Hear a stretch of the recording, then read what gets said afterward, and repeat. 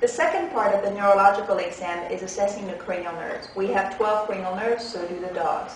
The first one is olfactory, sense of smell. You can do so with a cookie. You put a cookie in one hand and no cookie in the other hand.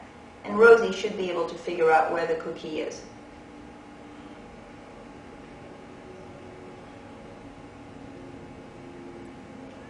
Very good, Rosie. The next test you want to do is vision. Vision can be assessed in a number of ways. The more familiar way is with a transilluminator, where you will shine a very bright light, not a pen light, but a transilluminator in the eye under a dim light setting to go ahead and assess pupillary light response.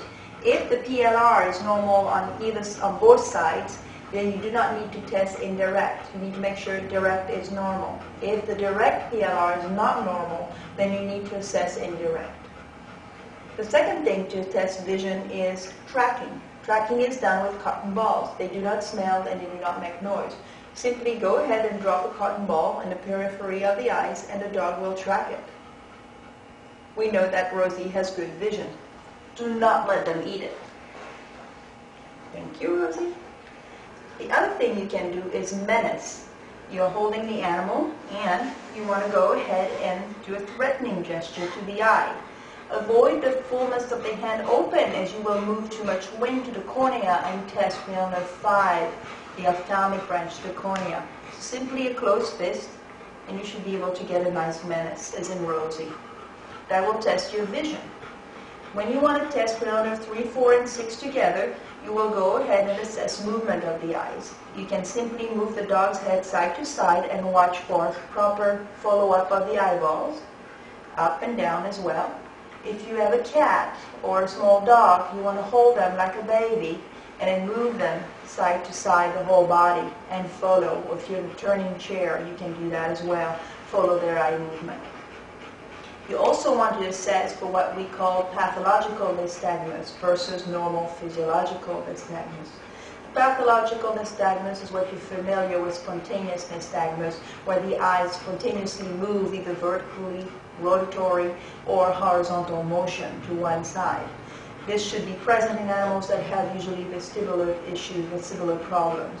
In Rosie, as I lift the eyelids off the eyes, I can see that there's no spontaneous movement. She does not have any vestibular problems.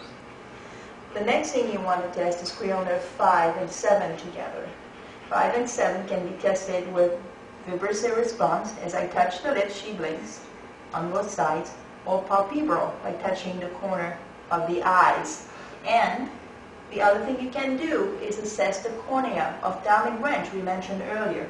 You can simply open the eye, touch gently with the tip of your finger, or use a Q-tip that's been simply put in water and go ahead and gently touch the cornea.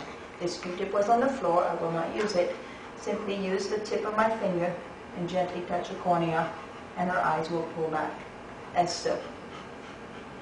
The next thing you want to go ahead and test for is cranial nerve 8 to the vestibular system, and you want to also test 9 and 10, the gag response. The gag response is done best by opening up the mouth and sticking your finger down that throat. Most dogs cannot bite as they gag. However, if the animal is mean and muzzled, you can go ahead and assess a swallow response. I simply go ahead and massage Rosie's throat and she swallows. Again, fairly easily. Cranial 12 assesses the tongue. You can look at the symmetry of the tongue. When they're panting away, the tongue should be in the middle. Both sides of the tongue should be evenly muscled. That finishes our cranial nerve exam.